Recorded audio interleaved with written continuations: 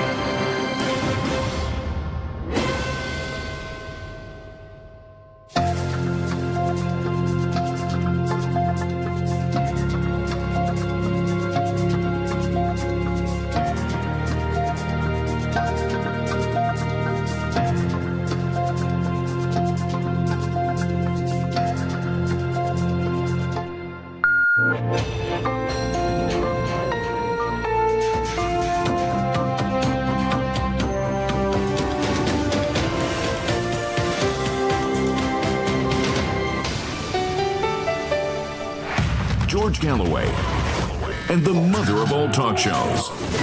Welcome to the Open University of the Airwaves with George Galloway.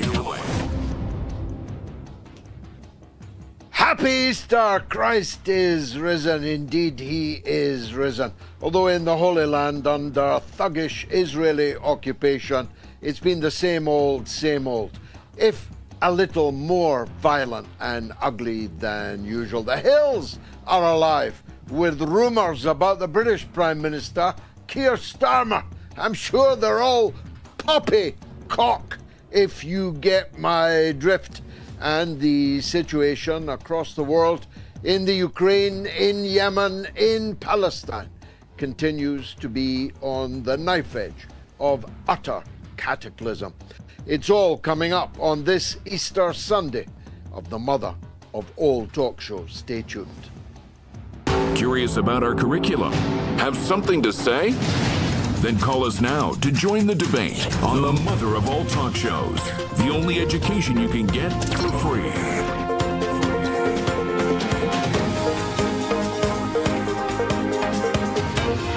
George Galloway, the mother of all talk shows.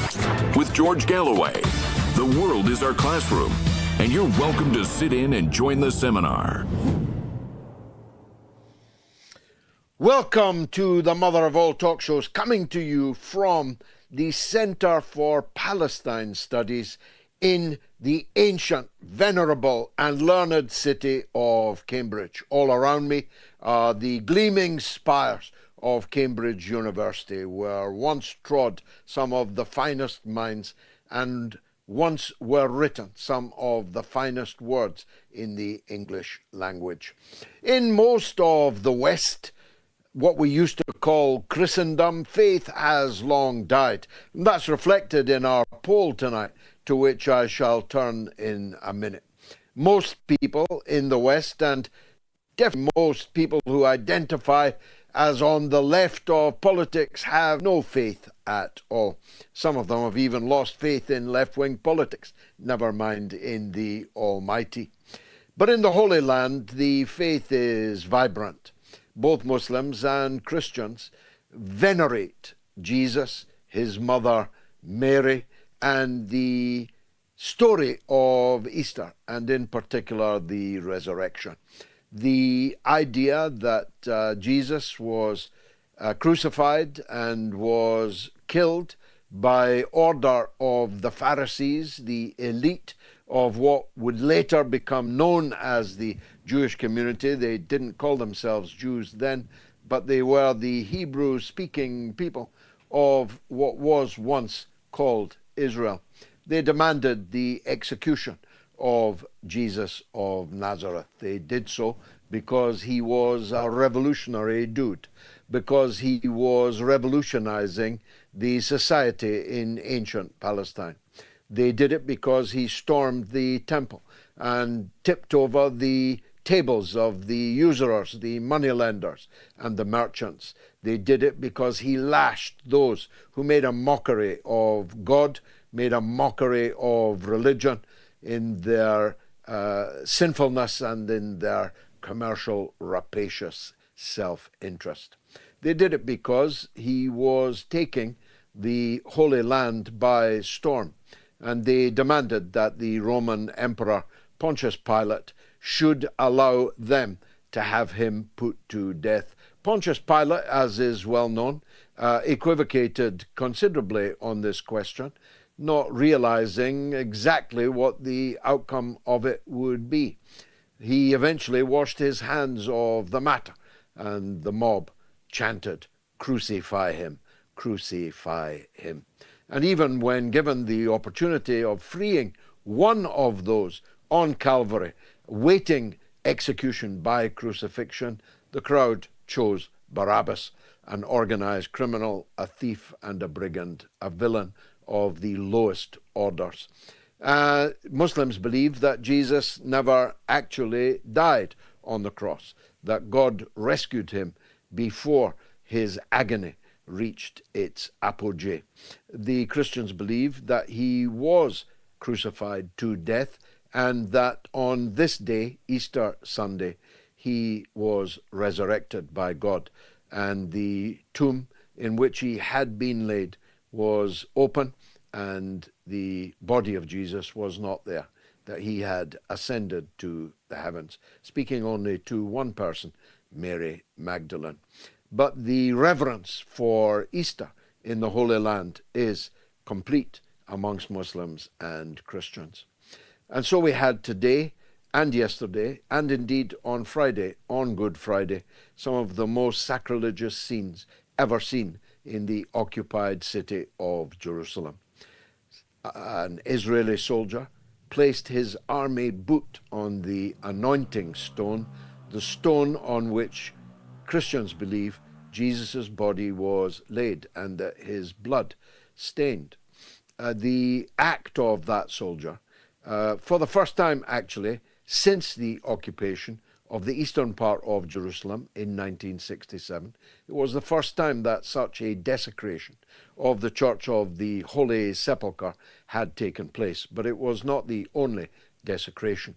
The whole world, at least those interested, and one would hope that people would be interested, have now seen the pictures of the Pope's envoy, the papal nuncio, in full vestments, in red cardinal hat, being pushed up against a wall and being forbidden behind a metal barrier from entering the service at the Church of the Holy Sepulchre.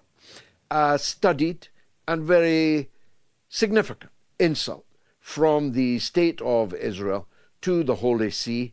The banning of the papal nuncio was the equivalent of the banning of the Pope himself. The nuncio was carrying the wishes of the Pope Francis to the worshippers in the church in which Christians believe the body of Christ was laid. It cannot, theologically speaking, get much more serious than that. Tens, scores of thousands of Christians were forbidden to travel to Jerusalem to take part in the annual Easter commemoration. It has not calmed the situation in the West Bank, as the 2 million people who live there, Muslims and Christians, are in a state of tumult this evening about the deliberate, willful, and wicked suppression of Easter Sunday for the Christians in the Holy Land. I labour this point because I know that there are tens, maybe scores of millions of Christians around the world who, for some bizarre, unfathomable, inexplicable reason, feel that their support should go to the people who spit on Christians. And don't say that's a legend, because I've actually seen it with my own eyes. I've actually had some of the spit in my own eyes. Any priest, any pilgrim found in the old city of Jerusalem will routinely be spat upon by the Jewish settlers who roam armed throughout the old city, throughout the West Bank. Churches' doors are covered with spit every morning when the Muslim key holders go to open those church doors. For some inexplicable reason, people who make a living in some cases, and a political living in many cases, of telling us how Christian they are completely unmoved by the fact that brute military occupation continues of the holy places in Jerusalem, of the birthplace of Jesus in Bethlehem, and indeed of the hometown of Jesus, the Palestinian city of Nazareth. It's a mystery perhaps as baffling as the mystery of the resurrection itself. Now you may ask, why am I here at the Centre for Palestine Studies in the great, ancient, venerable, learned city of Cambridge, surrounded by the spires of Cambridge University? Well, the reason is, if you haven't followed it on my Twitter, that I have been vitally concerned by an act of terror perpetrated by the British state on a man that in a sane Britain would be sitting in the House of Lords. He's the founder and leader of the Centre for Palestine Studies here in Cambridge. Professor profkhourymachool comes from Bethlehem and Nazareth. That's him on the picture behind me. He's a professor, a Cambridge University professor. He comes from not one but two of the holiest places in Christendom. He comes from one of the best known family lines in all of the Christian Holy Land.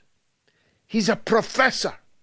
He is a peace studies professor, a professor who preaches against extremism, who preaches against terrorism, a moderate, religious, modest father in whose centre I'm sitting now. And earlier he told me chapter and verse of what happened to him at the Eurostar station at St. Pancras on Good Friday, and on Good Friday, just 3 days ago.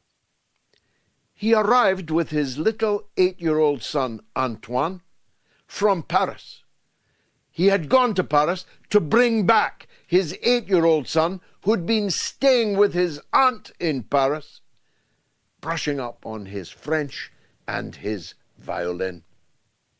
But when he got to St. Pancras, he was assailed, and I mean assailed, I mean literally assaulted by 8 unnamed, 8 unidentified, 8 agents of the British state, took him and 8-year-old Antoine into a holding area where they assaulted the professor, forcibly prized his phone from his hand, and then subjected him in front of his 8-year-old son to an intimate body search and to hours of interrogation about everything from, how do you think the Ukraine-Russia war is going to end?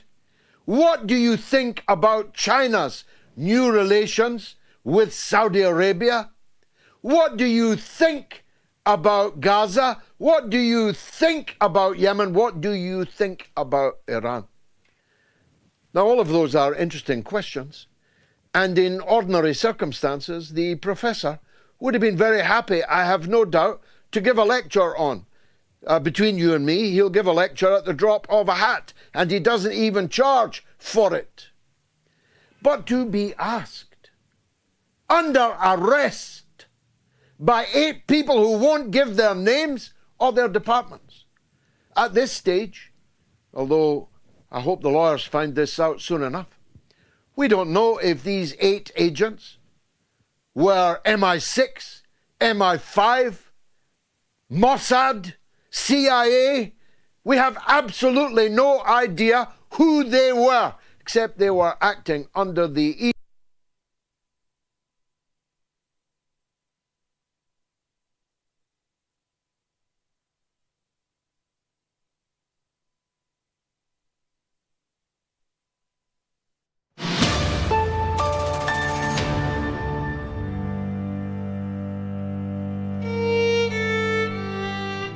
even though it has moved its mass murder campaign from Gaza, although there's still mass murdering in Gaza, of course, no day off for the poor refugees in the concentration camp of Gaza, but they have moved their killing fields to Lebanon. Lebanon, a sovereign country. Lebanon, a member of the United Nations.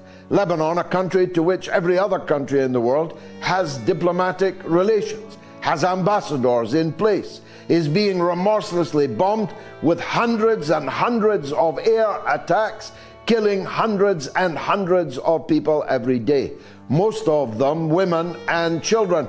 Was it ever thus? As I said the other night, put the letter H in front of any Arab child and you can slaughter them with impunity. Houthis, Hamas, Hezbollah, they all look the same. They all are deserving of death, violent, sudden death, delivered from American airplanes, using American missiles and bombs, with British airplanes supplying the targeting information and the offending American and British reconnaissance flights flying out of somebody else's country, namely Cyprus, and the British sovereign base there.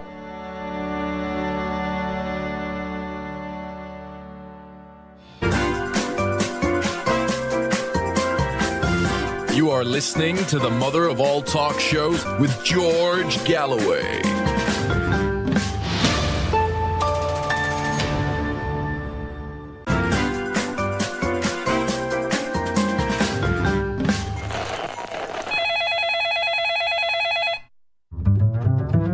There's a group of people in Twitter who are daily posting discussions about Gaza, Lebanon, what's happening, news updates, aid for Gaza, and trying to enlist the help of Jordan and France and any other regional entity that will help get more aid into Gaza and all of Gaza, all of Palestine, for everyone who suffers.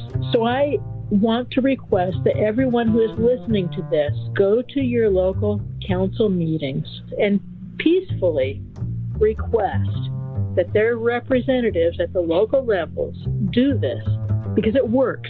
Thanks for the call, Pia, in Uruguay. I'm a free man of the city of San Francisco, awarded to me for my work on Palestine, on the steps of City Hall itself. So it was a particular delight for me that the San Francisco Council voted by 8 votes to 3 to demand a ceasefire.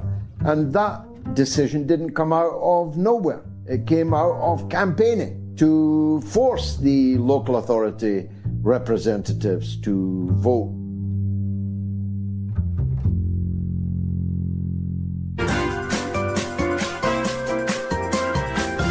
You are listening to the mother of all talk shows with George Galloway.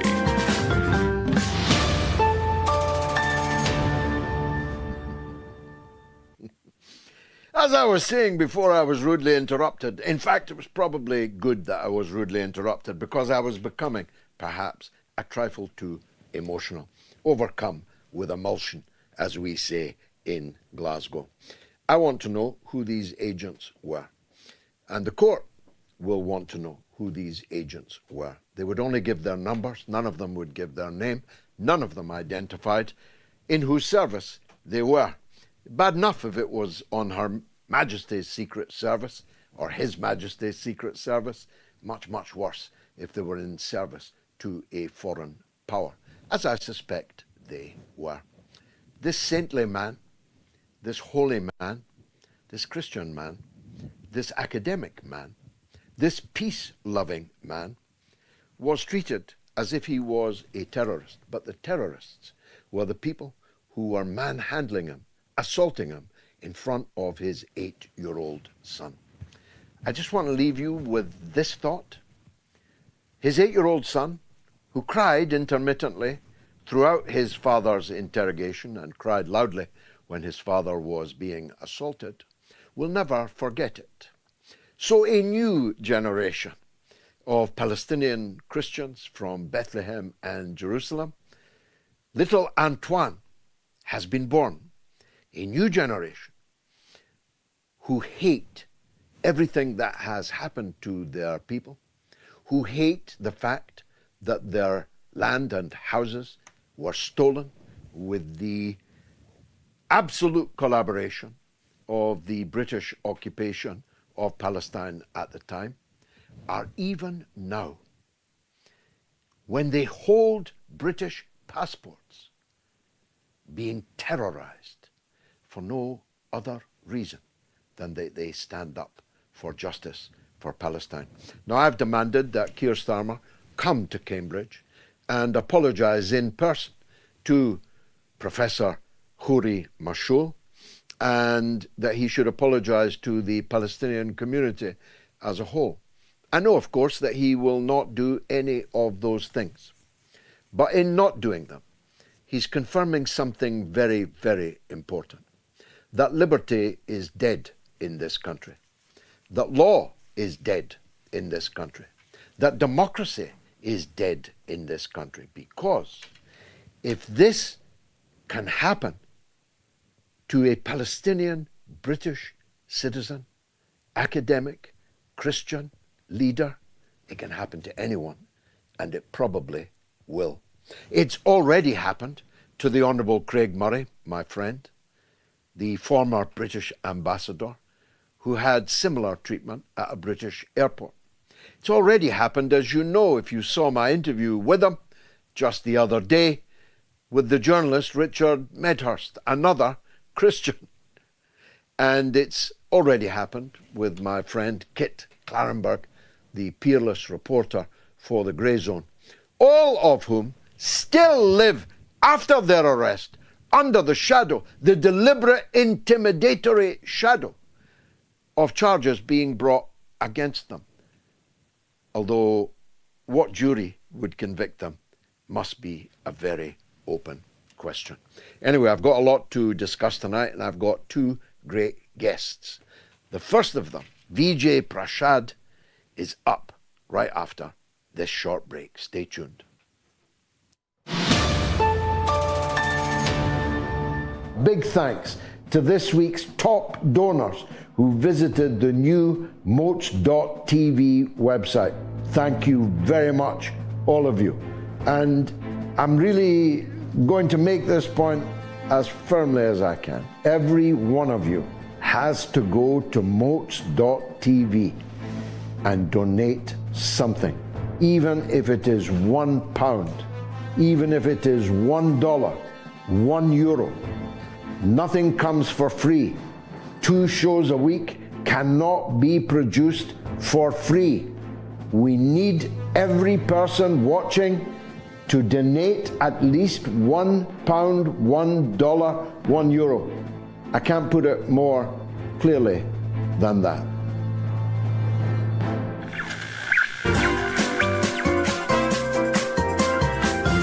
You are listening to the mother of all talk shows with George Galloway.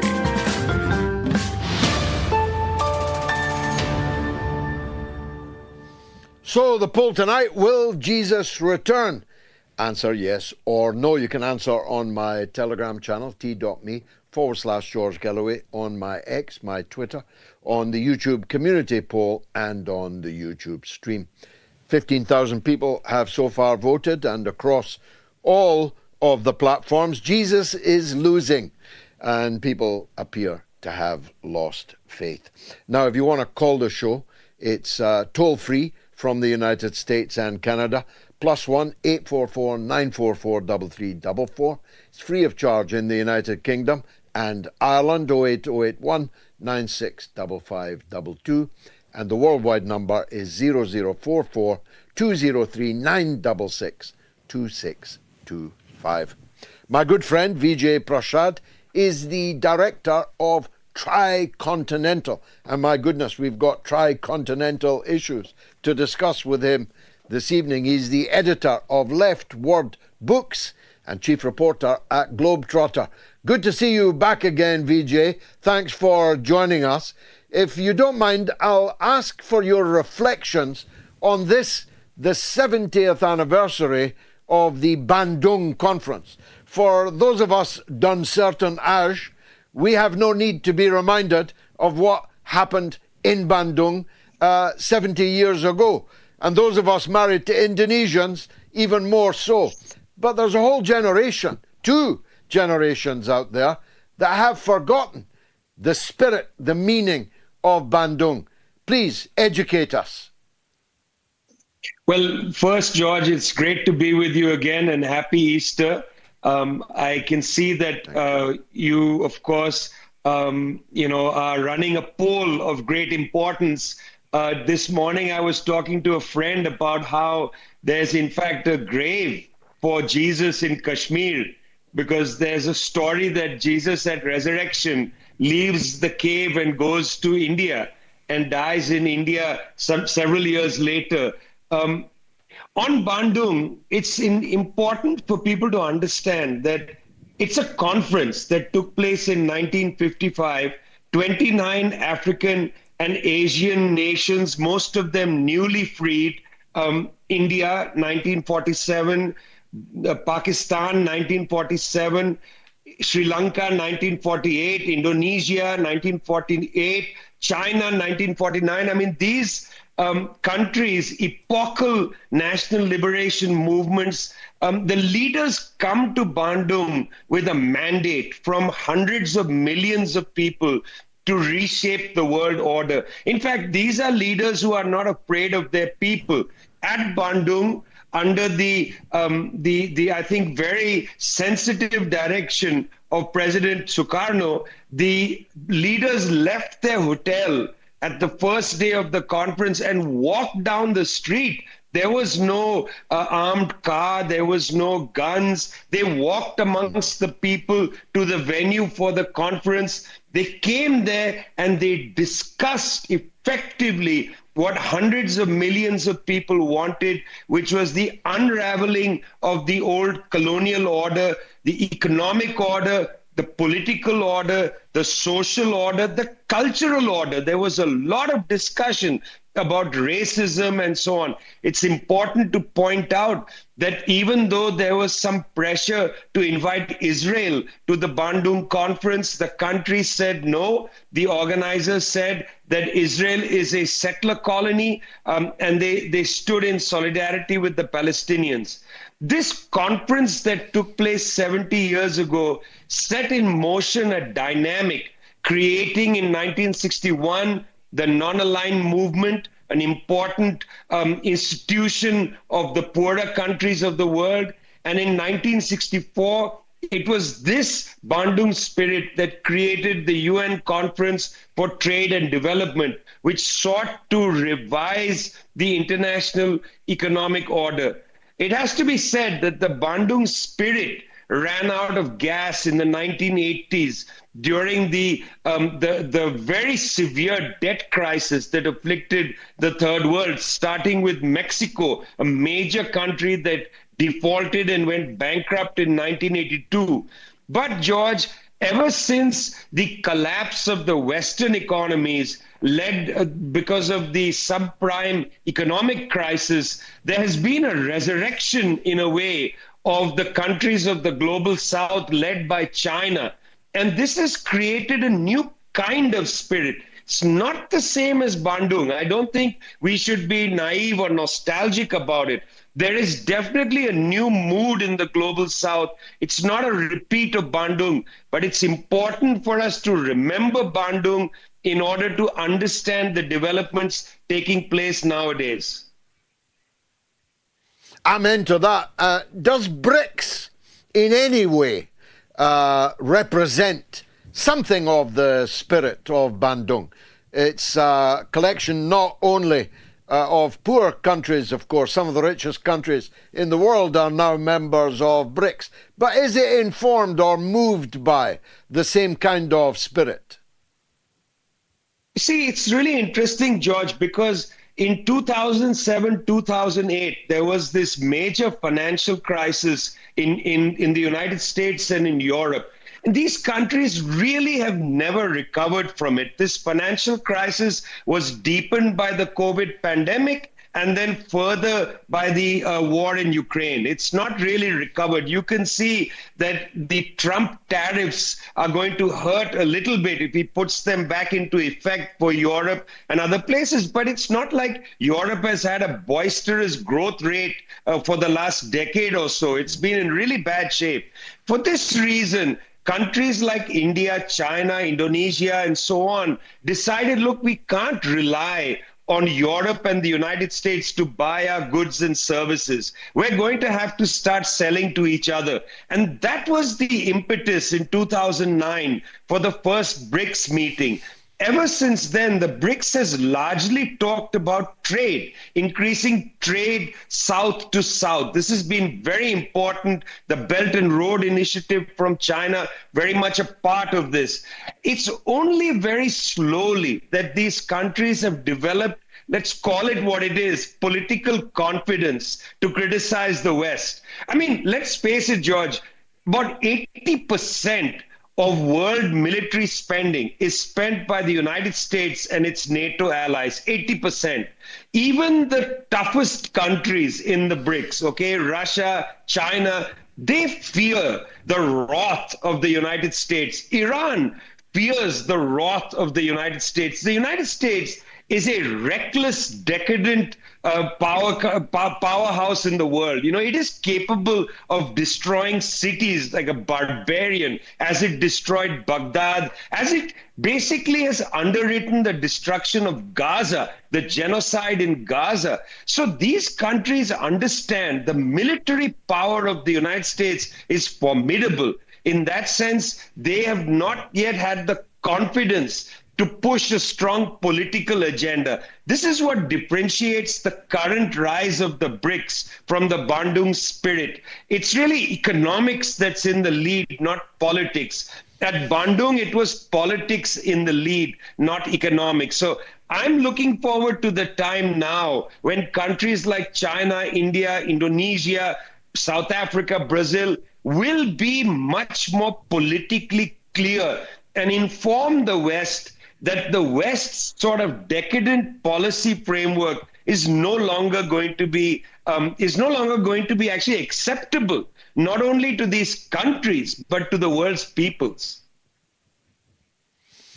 Yeah, it's a kind of straitjacket. We'll come back to the violence being wreaked but through proxy wars, the proxy war in Ukraine, the proxy war against the Palestinian people in Gaza, in Jerusalem, and in the West Bank. But let's go to the direct savagery of US and UK, and that you may tell me there are others, ferocious violence being meted out to the poorest people on the planet in Yemen, who are right now under savage bombardment by the United States directly, with no legal authority of any kind.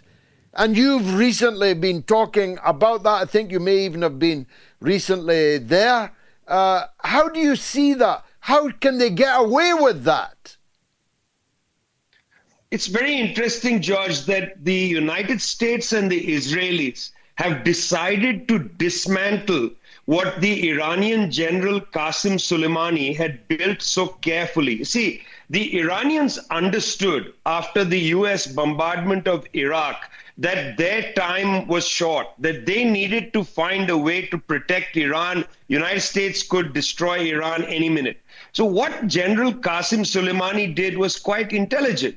I mean, they buffered the Hezbollah ranks, helped Hezbollah shape its defensive capability against the Israelis. It built up the forces inside Iraq and inside Syria to defend the people against imperialist attack. And at the same time, they helped to some extent, marginally. Their help is actually very exaggerated, but they did help the Yemenis to defend themselves against destruction. And the idea was that this was an insurance policy for the Iranians. If the United States dared to attack Iran, Iran's insurance policy would come and strike U.S. targets in the Middle East, but also would strike Israel. Over the course of these last 18 months, the United States and the Israelis have been dismantling this insurance policy, what is sometimes called the resistance. They have bombarded Hezbollah, killing Sheikh Syed Hassan Nasrallah. They have overthrown the government in Syria, putting in place a government whose leader, former Al-Qaeda, has now said that by next year he wants to establish relations with Israel. They've basically really damaged Hamas, not destroyed it. Hamas is still capable of fighting back against Israel, but has been weakened. And the only power that has remained and continues to try to attack Israel is Yemen. And that is the reason why the Yemenis are paying in blood from the United States. It actually shows you that it's not been an Israeli genocide against the Palestinians solely. This is an Israeli United States assault on the Palestinians and an assault on the regional elements that have been either defending the Palestinians or were part of this insurance policy for Iran. The Yemeni people have taken it, George, in the neck from the Saudis for the last decade. They have not flinched. They continue to fight back. They are a resilient people. They have a long history of struggle going back almost 100 years. I don't think the United States with its bombing is going to actually break their will. It is harming a lot of people. I am not one of those who says, well, go on and try and bomb, they will fight. This is a savage bombardment, as you quite rightly said. It needs to be condemned. Very few people are talking about it. I don't know the role of the British government in this bombing, but I would be very, very surprised if Britain is not directly involved. As you know, the British base at Cyprus was used by the United States and the Israelis for targeting against the Palestinians in Gaza. All of Britain is bathed in the blood of this genocide. It is a shame. I mean, we know, George, that the anti-colonial project, which, we're talking about when we mention Bandung, has its roots in Ireland, in the struggles of the Irish people, in your own Scottish fight against English rule or dominance. I mean, this is a long fight we have. Britain has a long history of imperialism. Unfortunately, it's not a history, it's in the present. When you talk about, the harassment faced by people, British nationals being faced by the British state, this is exactly what was faced by anti-colonial activists 100 years ago.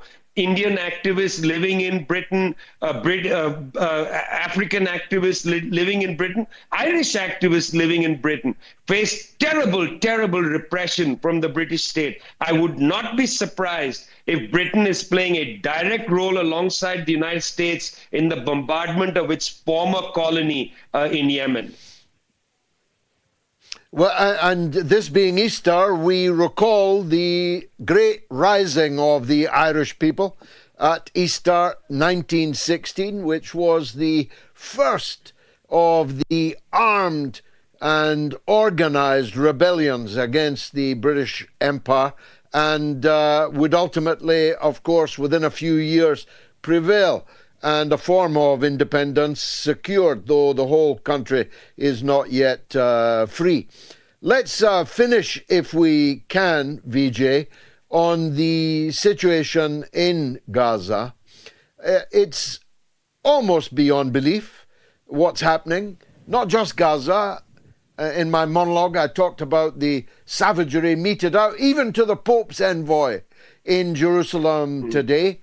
The savagery of the military and the settlers in the occupied West Bank territories. But Gaza is something that we haven't actually seen the likes of before. There have been the likes before, but we didn't see them. The difference here is that we all, whenever we open our telephones, see the barbarism on display. And of course, the barbarians are the forces of Israel, led by Netanyahu. But the means by which this savagery is meted out are all provided by the United States. What's in it for the United States to cover itself in so much innocent blood, to keep a tiny country on the Mediterranean happy? It seems a disproportionate cost, doesn't it? Well, I'm going to be pretty straightforward, George, because you're a straight shooter, so you'll appreciate this. It's a question for Europeans, actually, more than for the United States.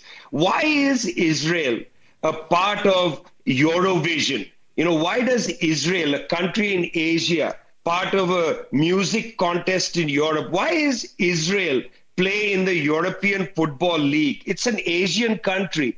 That's because there is an understanding that Israel is a European country. There is an immense quality of racism that applies in this particular conflict. I think of this as an international division of humanity.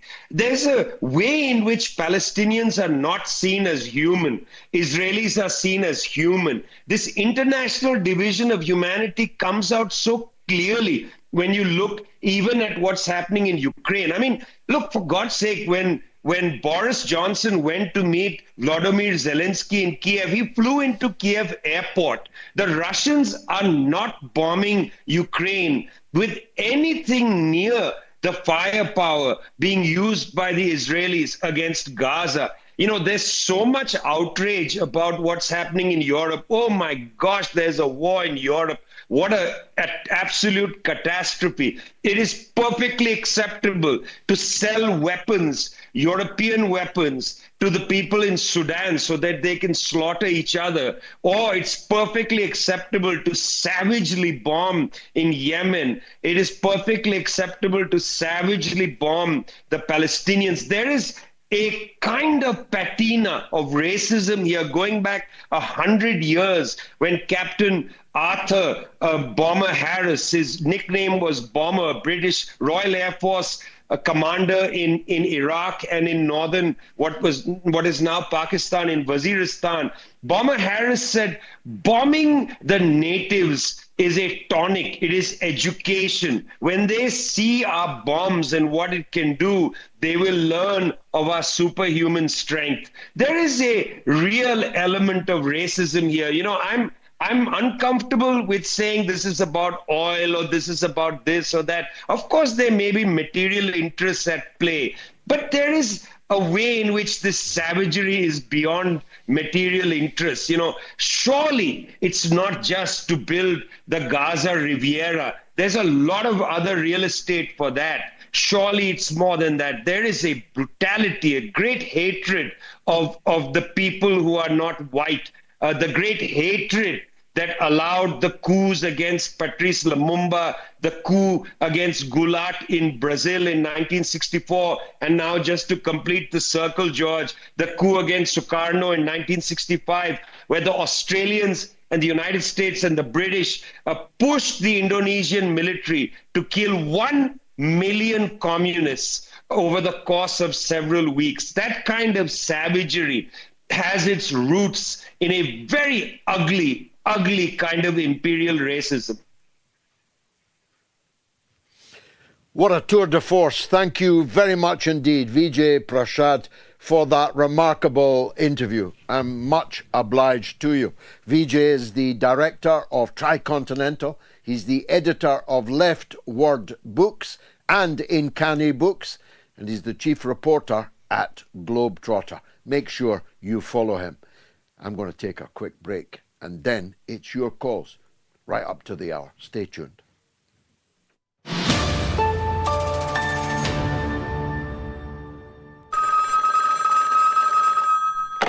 On the line is a Rose in Texas. I was at the beginning of a song on Californication, which is a song. Rose, welcome to the show. Fan of the show, transgender fan of the show, and I wanted to briefly address your monologue from last week on Californication, because I almost entirely agree with what you said. Trans women athletes taking medals and records, directing children in nightclubs, and even going to elementary schools themselves, not to mention hormone blockers for children as well. The attack on freedom of speech, not only against conservatives, but anyone who doesn't fall in line with the agenda, rainbow flags on NATO military aircraft, which is certainly doing more to cultivate anti-queer sentiment around the world than there already is. All of that makes me sick. So because I don't believe in incest, bestiality, necrophilia, and pedophilia, I'm basically culturally right-wing by today's standards, even though less than 5 years ago, I'd still be left-wing. So in regards to you and everyone else watching who thinks of me and people like me as the villains right now, you should know that I support the most traditional Muslim, Jewish, Abrahamic believers to be as homophobic and transphobic as they want, because guess what? That's freedom of religion, which is a value we claim to have in the West. Now, my religion, I suppose, is I believe I'm a woman, but guess what? Not everyone has to convert to my religion. Otherwise, we basically have a theocracy, only this theocracy is for the ever-evolving LGBTQIA supercalifragilisticexpialidocious club. So that's all I wanted to get out of my system. Thank you. Well, Rose, if I could put your call in a glass bottle and ship it around the world, I promise you that I would do so. Crystal clear, beautifully expressed, and I wish you every happiness in life. It is exactly what people who are transgender should be saying. And if they were, they would disappoint the liberal zealots who want to use them as a battering ram against the traditional family values of the rest of us. Beautifully expressed, Rose. I'll never forget it.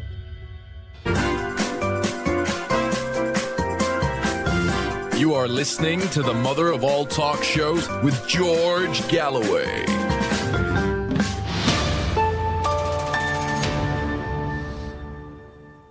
Well, Jesus is still losing the poll. Will Jesus return? Yes or no?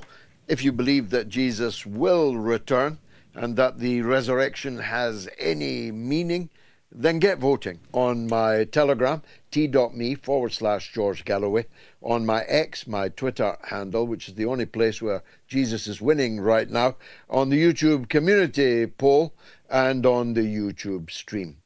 15,000 or more have already voted. You've got about an hour still left to vote. If you want to call the show, it's toll-free in the US and Canada. +1 844 944 3344. It's free in Britain and Ireland, 08081 965522.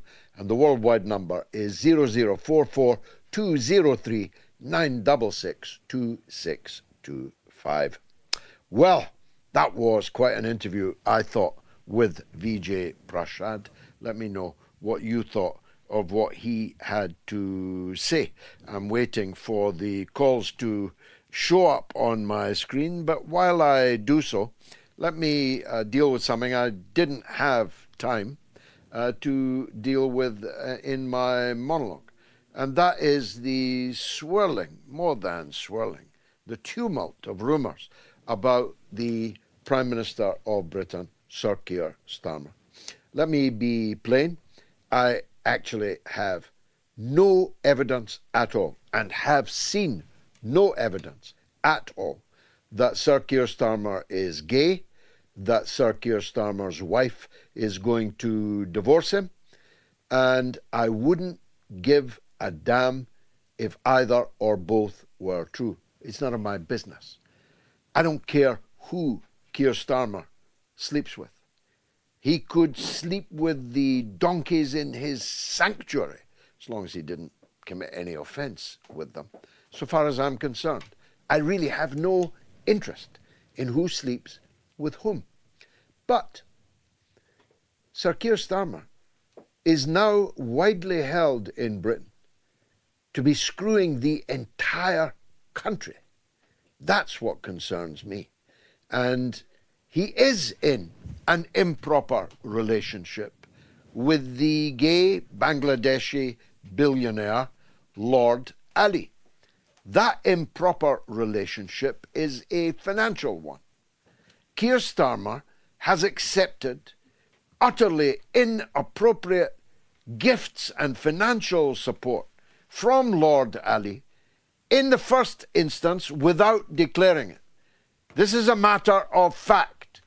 He delayed as long as he could, and then beyond that which was acceptable to the parliamentary authorities, the depth, and I mean real depth, of his financial relationship with Lord Ali. No British Prime Minister has ever allowed a billionaire to buy his clothes, buy his glasses, buy his wife's clothes, put him up in a multi-million-pound penthouse apartment in Soho in London. No British Prime Minister has ever had the kind of financial relationship with the billionaire Lord Ali that Keir Starmer has. And that's the improper relationship that concerns me, not the one which may be entirely fictitious, which is swirling across the internet right now. Let's go to my old stomping ground of Glasgow, where Jude wants to talk about the Supreme Court ruling on the trans issue. Jude, welcome. All right, George, happy Easter. I just wanted to kind of comment Happy Easter, on mate. The left's reaction to it more than anything, because I've seen yourself, the Communist Party, and a few other left groups that were in favour of the Supreme Court ruling have received quite severe backlash, and as well as that, there's been protests up and down the country, and I just kind of wonder to myself, where does this energy come from for an issue that even from a kind of sympathetic position towards trans people, it doesn't have any material bearing. It's about bathrooms and segregated sex spaces, but where does this energy come from, and where is it when, you know, conscription's on the horizon, things like this? Why can't we mobilise young people for these issues? I've not seen protests up and down the country for conscription. Well, it's a very good question, Jude. I wish I had an answer to it. It's important to keep it in perspective. There were protesters literally micturating on Parliament Square. I'm not sure what the thinking behind that was, but P for me was the hashtag. They wanted the people there assembled to all whip it out and pee on Parliament Square. That was their protest at the Supreme Court ruling. But there were not thousands there. There were hundreds there. Keep it in this perspective. There's 2.8 million women in Scotland. And the Supreme Court ruling has saved the rights of 2.8 million women. And they did so, by the way, following years of campaigning by women's organizations who refused to accept that self-declaration of womanhood gets you a ticket into the women's changing room, gets you a ticket into the women's boxing team or athletics team. And they won. 2.8 million women in Scotland's rights were secured. I don't know how many trans people there are in Scotland. I'm going to guess it's in the high hundreds rather than the thousands, but it might be in the low thousands. The rights of 500 or 1,500 people against the rights of 2.8 million people has produced of the energy, as you describe it, of small protests throughout the country. Of much more significance is what I'm learning from breaking news this evening, that the Labour Party intends to sabotage the Supreme Court's ruling. This infatuation, this madness, transmania, in which not just the Labour Party, but as you say, so-called leftists, liberals, and even the Conservative Party, this madness has reached the stage where a Supreme Court ruling is going to be sabotaged by a Labour government led by Keir Starmer. That Labour government is preparing to legislate to overturn the Supreme Court's judgment on what is and what is not a woman. I can promise them this: there'll be plenty of energy from our side in defense of women's rights and in defense of biology and science. There'll be lots of energy from us if they proceed down that road. Thanks, Jude, for the opportunity to say that. Now you can make comments on the YouTube channel by scanning the QR code now. Leave a comment, and if possible, I'll read it out. Like this one from Donna Vorce: Yemen is abiding by international law way more closely than the colonial bastards. Well put, Donna. Mario Moraes says Jesus will not return because he knows that the first time he was crucified, now he will be bombed. And Michael Crystal says, decent Israeli Jews, no matter how few in number, please distinguish yourselves from these thugs by leaving the Palestinian lands. And Damascus says, this Easter we remember not only the crucified Christ, but also the crucified people of Palestine, enduring a genocide that must be named, condemned, and stopped. And our dear leader says, well, if Jesus does, let's hope he doesn't materialize in Gaza, where he'll be immediately targeted by the IOF. They'd probably say there was a Hamas guy nearby, so Jesus was probably Hamas too. On the line from London is Mohammed about Jesus. How's that? How good is that? Go ahead, Mohammed.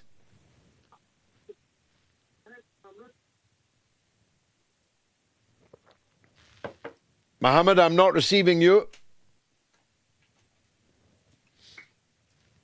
We'll come back to you, Mohammed, because it's too good to miss Mohammed in London talking about Jesus. A big thanks to this week's top donors who visited the MOATS.tv website this week: Robert Spenceley, Walter Lipman, Sally Soriano, and Malgorzata James, and Anna McKeown, who is this week's biggest donor. Thank you. And thank you to all of those I've just mentioned, and thank you to all who've left smaller donations on MOATS.tv. It's vitally necessary, and I'm deeply grateful to you. Now, on the podcast, we are in the top 5 in Malaysia this week, in Egypt this week, top 5. We're in the top 30 in India as well, which is a huge achievement. Can you imagine how many podcasts there are in India?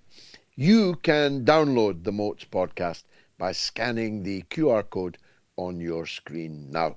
And you can listen to the weekly podcast on the aforementioned website, MOATS.tv. And when you've done that, please review and rate it.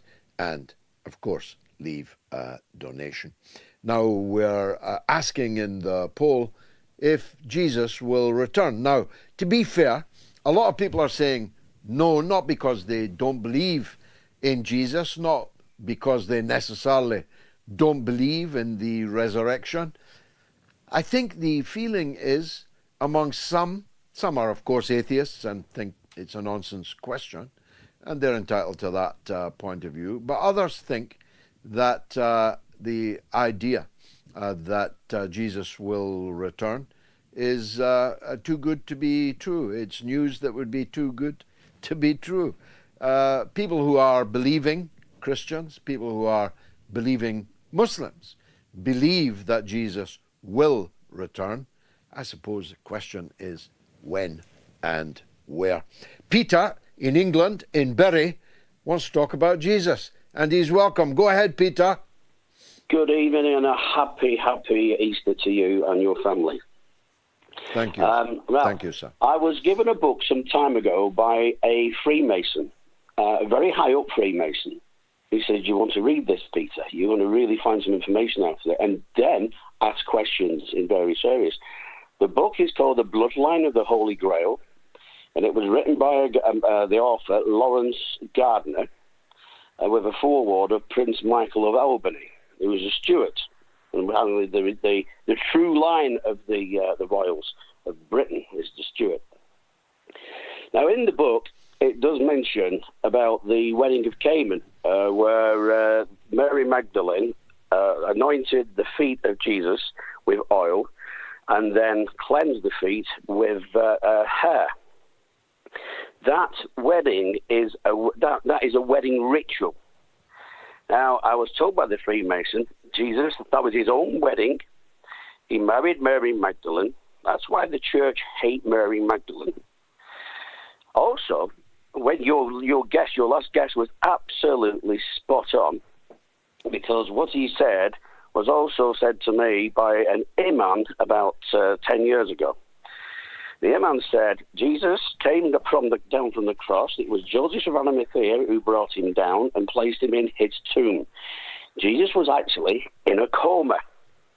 And then they got him better. They whisked him away. And eventually he had to leave Israel, or Palestine, as we would prefer to call it. And he went to India, which it was at the time just India. And that's where he stayed. So Jesus went to India, and Mary Magdalene set off from the shores of Palestine and landed on the southern shores of France. And apparently, according to, again, this Freemason contacts, she is buried in south of France, possibly near a little village, but possibly near the Knights Templar fortress of Carcassonne. In France, they revere Mary Magdalene above Mary the Virgin. Opposite way round in Ireland, where Mary the Virgin is higher than Mary Magdalene. But she is very rare of that one. So I wanted just to say to you that it is a glorious time is Easter. And Good Friday is not bad, it's good, because it was the resurrection of a beautiful person, of not just a person, but they called him a mystic, a magician of the time. But he all he wanted to show was love. Jesus never came to create a religion, never any religion. He just wanted to show love. But the Pharisees didn't like that. And the Pharisees also believed in reincarnation. And they also thought that he was the reincarnation of Elijah. Now, going off your poll, is Jesus coming back? I think Jesus is already here. And well, let's hope so. Let's hope he gets busy, Peter. Thanks, that was fascinating. I don't agree with most of it, and I don't know that I've ever accepted advice from Freemasons at any time in my life, but no doubt people will be looking for that Lawrence Gardner book as we speak. Sounds a bit like the Da Vinci Code to me, but thanks for making it. Look, I need to take a quick break. Then we have one of the most significant Palestinian journalists still alive reporting on what's happening in occupied Palestine. Daoud Kuttab is joining us right after this short break, so stay tuned.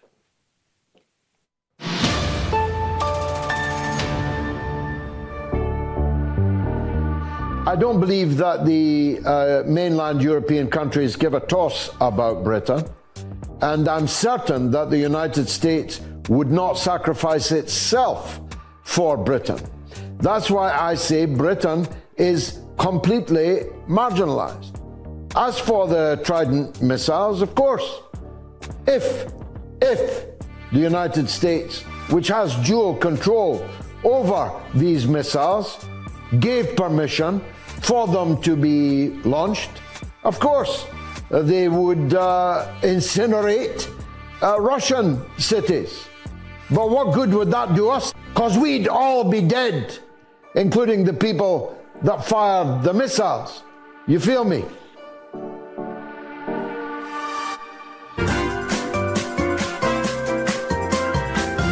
You are listening to the mother of all talk shows with George Galloway.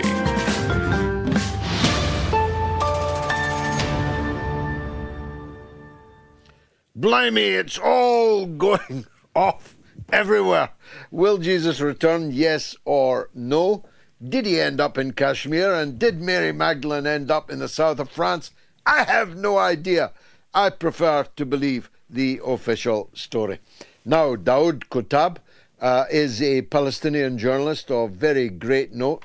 He's also a media activist, and he joins us now from the Middle East. Daoud, thanks for doing that. Let's start by honouring the literally hundreds of Palestinian journalists who have been assassinated as a part of a willful, deliberate campaign to silence those on the ground in Gaza whose telephones, whose pens have been the only means by which the rest of the world knows what's happening there in the genocide.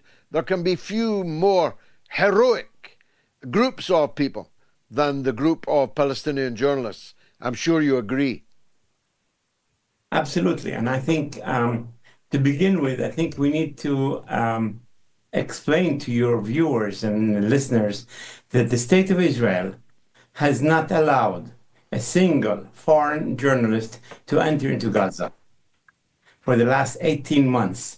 That means that a single person from the BBC, CNN, TF1, New York Times, Tokyo News, whatever you want to call it, not a single foreign journalist has been allowed into Gaza. Now, yes, there are Palestinian journalists in Gaza, and they, as you have said properly, they have been targeted, clearly targeted. In other words, when they wear the press sign, instead of that protecting them, it becomes a target. The Israeli snipers look for people who are wearing the press vest so that they can assassinate them, kill them. Every single media outlet that has buildings or offices in Gaza has been bombed. So as a result, not a single foreign journalist has entered into Gaza. And yes, a number of Palestinian journalists who are working for foreign media continue to work under the tremendously scary positions. More than 200 journalists have been assassinated, as you said, and the Israelis have never actually accepted responsibility for killing Palestinian journalists. In fact, before October 7th, they killed shireenabuakleh, a Palestinian Christian journalist working for Al Jazeera, an American Palestinian journalist. Until this moment, nobody has paid the price for actually killing her, and the U.S. has done very little to force the Israelis to do anything about that. So as a result, so Israel has complete military control. They're not allowing water, food, and medicine into Gaza. And for 18 months, they've not allowed a single foreign journalist to come in. Now, yes, the journalists there are extremely courageous. They're doing the best job that they can under these difficult situations. But the Western media, by and large, has been forced to accept the Israeli narrative. And worse that, one of the worst mistakes of the corporate media in the West is that they never tell you as a listener, they never put a sign on the television screen, our journalists were not allowed into Gaza. Our TV crew was not allowed into Gaza. If something happens in Iran or North Korea or Russia, and American journalists are not allowed, every single listener will know that the foreign journalists were not allowed into Iran or Turkey or North Korea or Paris or whatever. But because the Israelis are somehow have fooled the Americans in the Western media, they never tell you that. Every now and then they might say that, but I think they should, every single story coming out of Gaza, they should be telling your viewers, our reporters are not allowed into Gaza, and we're working with Palestinian journalists. Most of them are freelancers. Most of them, after someone had died, people pick up their cameras and try to continue work, but they don't have the clout in Western. Let me give you a story. We have a number of hospitals that have been bombed, okay? And the Israelis always claim that under these hospitals, there is a Hamas military headquarters built under the hospitals. And they start bombing a hospital because in international law, if somebody is shooting at you from a hospital and you shoot back, it's not a war crime. But nobody's shooting at them. And there's no military headquarters for Hamas under these hospitals. But imagine if Lise Doucet from BBC or Anderson Cooper was in Gaza, and he stood right there in the hospital and said, I'm there, I've looked everywhere, there's no military headquarters for Hamas. But because they don't exist there, and for the Israelis, the Palestinian journalists are not civilians, they're combatants. Every journalist is considered a combatant, even though international law says that they have to be treated as civilians, even if they are propagandists. So the idea that a Palestinian journalist is being a propagandist does not immune Israel from its crime, its war crime of attacking a journalist. You cannot attack a journalist unless they're shooting at you. But if they're filming, that's not a crime, even if they belong to Hamas, even if they're telling you what Israel considers propaganda. International law, the Geneva Conventions, say clearly and unambiguously, you are not allowed to shoot at them. They're treated as civilians. Well, they didn't just slay Shireenabuakleh, they attacked her funeral. They almost forced they attacked her funeral in Jerusalem. pallbearers to bring down her casket, to drop. And they wanted the Palestinian casket flag almost to be fell to removed. the floor. Absolutely, absolutely. Yeah, pallbearers held on these to, are for the last minute.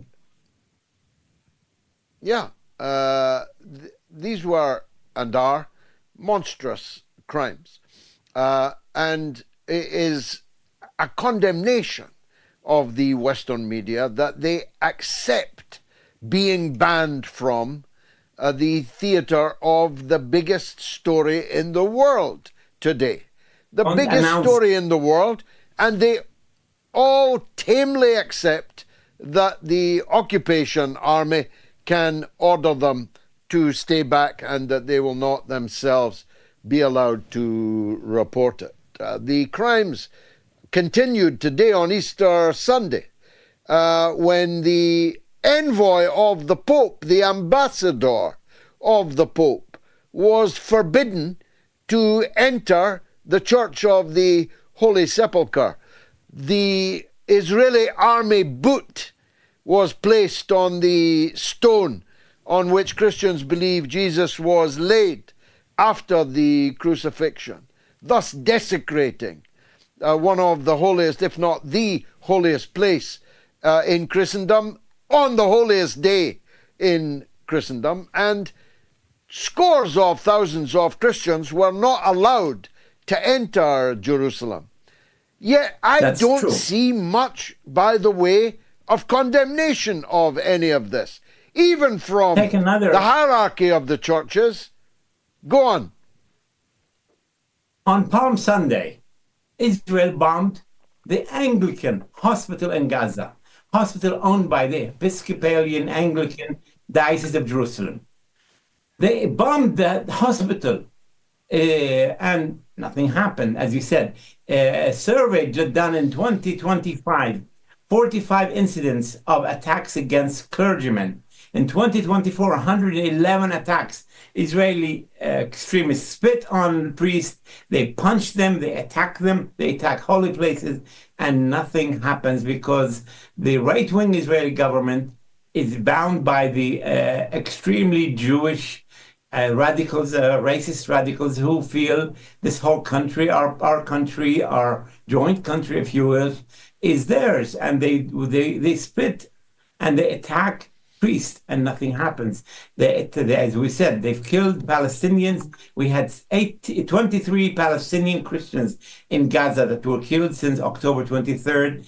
The hospitals have been attacked, the churches have been attacked, and every year in the past, people were allowed to go out of Gaza to attend the Holy Sepulchre and Easter. Nothing happened. This year, the West Bank Palestinians were given a choice. They were told, you can choose by going online, and we will decide who will go in, and you have to choose only 7 days. So, the church week starts Palm Sunday, ends in Easter Sunday.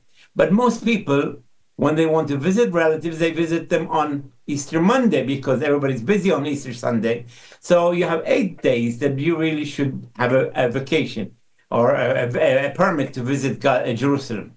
So if you choose Palm Sunday to Easter Sunday, you miss out on Monday, Easter Monday. If you choose Monday of the Holy Week, then you miss Palm Sunday. And that is if you're chosen. You don't know how many are chosen. And then if you're allowed into Jerusalem, you might not be as the Vatican priest was not allowed even into the Holy Sepulchre on Saturday. We call it Holy Fire Saturday because the fire comes out of the Holy Sepulchre and it's distributed around the world, except to Gaza. The only place that the fire coming out of the Holy Sepulchre that goes around the world, goes to Russia, goes to Ukraine, goes to the US, is not allowed into Gaza. And it's just a symbol. The fire is a symbol of light that coming out of the empty tomb. So what is happening? And then the mystery of all is that the Christian leaders, so-called Christian Zionists, are all around Trump, praising him for his pro-Israeli support. The ambassador, who is a former Baptist pastor, came to Jerusalem and he went to the Western Wall. He didn't go to the Holy Church of the Holy Sepulchre. He went to the Western Wall. You're a pastor. Stay out of religion if you want, do politics, but you visit the Jewish Western Wall and you don't visit your own church of the Holy Sepulchre. It's just unbelievable. Unbelievable, all of it. Where do you think it's going to end, Daoud? Is it going to end in the complete annihilation of the Palestinian presence in Gaza, either through death or forced exile, or is anyone going to put a stop to this? As they say, this is a $64,000 question. Nobody is able or willing to say something about it. They're not willing to stop it, and they're giving the weapons to the Israelis, and they're vetoing resolutions at the UN, and the International Court gave Israel another 6 months to answer the genocide questions that South Africa has put up. We are in deep trouble. We're in deep trouble because even on the Arab side, we're not having the Arabs they give lip service to the Palestinian issue, but they're still not doing what they can to stop this genocide. Well, that much is clear, Daoud. I think we've lost your line, but thanks very much for joining us. Will Jesus return? 18,000 people have now voted. Jesus is catching up. Will Jesus return? Yes or no? Let's take a quick break, then it's your calls, right up to Gayatri's social media roundup.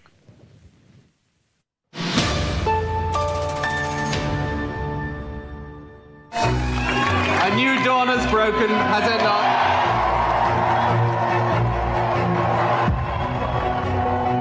He had that Clinton thing. His eyes were round and big and smiley, and he was very charming. He became this incredible pop idol kind of prime minister. I think most people who have dealt with me think I'm a pretty straight sort of guy, and I am. New Labour was backed by the most powerful media interests because they realised he was representing them. He was caught red-handed trading policy in return for hard cash from a businessman. America has no truer friend than Great Britain. Both Bush as well as Tony Blair are now wanting to plunge the world into a holocaust. JP Morgan paid him off for the Iraq war. The man is a war criminal. Is Tony Blair a war criminal? In my opinion, yes. Most definitely. The pursuit of money has become the dominant theme in your life. All these relationships are, in most people's estimation, corrupt relationships. No previous Labour Prime Minister has behaved in this shameful, money-grubbing way. How do you sleep at night? You know, it's that. It's as a person.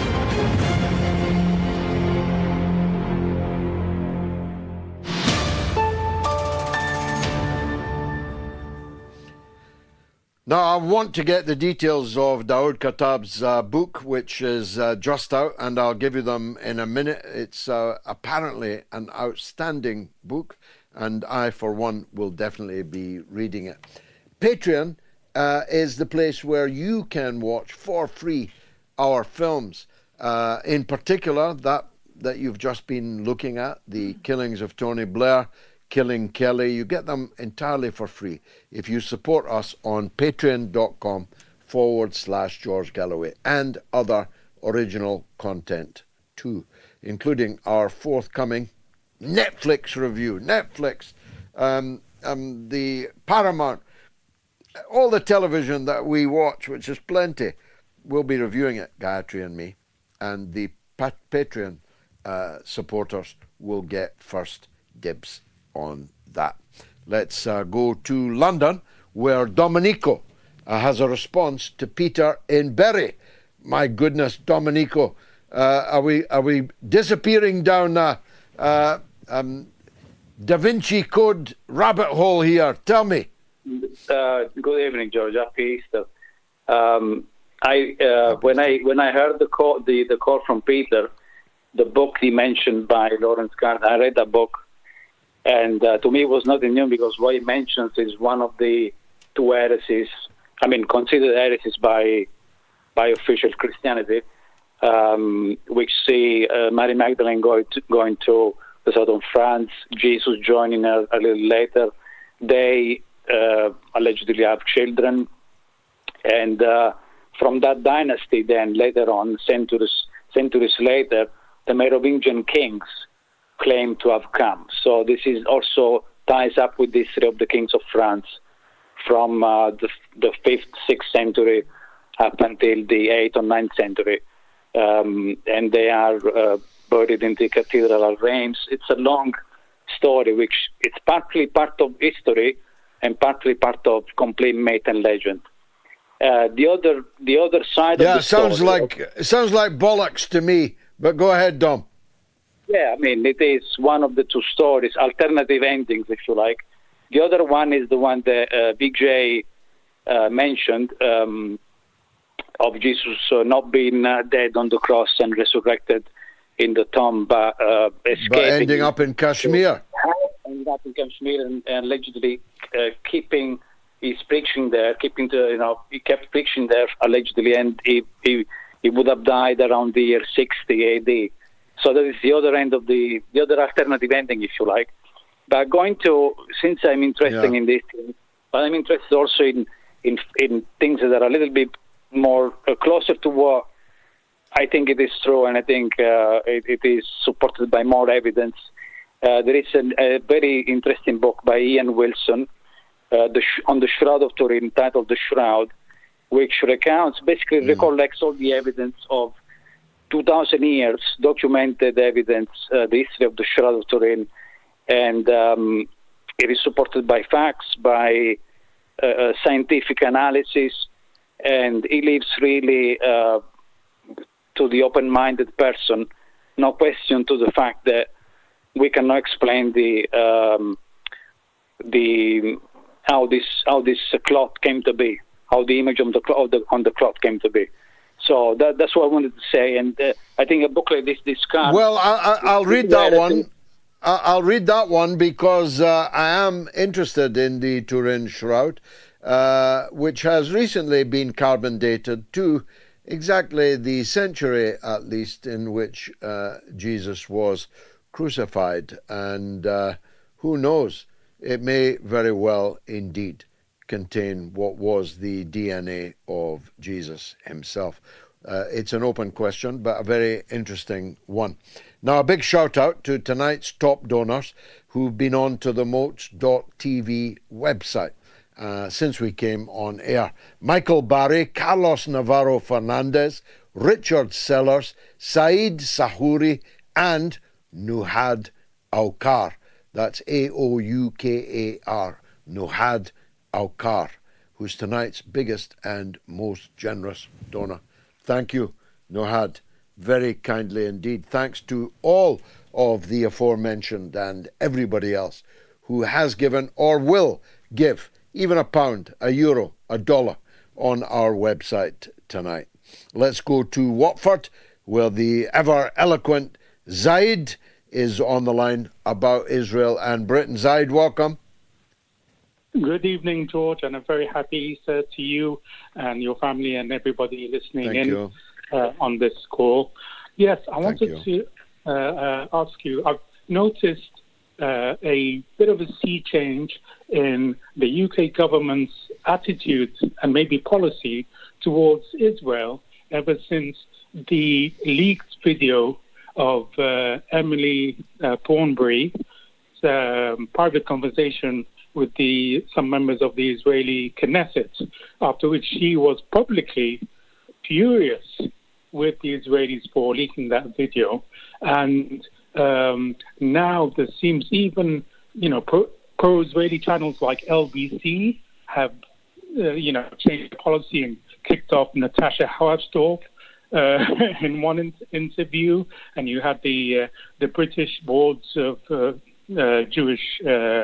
British, whatever, finally deputies, coming out deputy, thank you.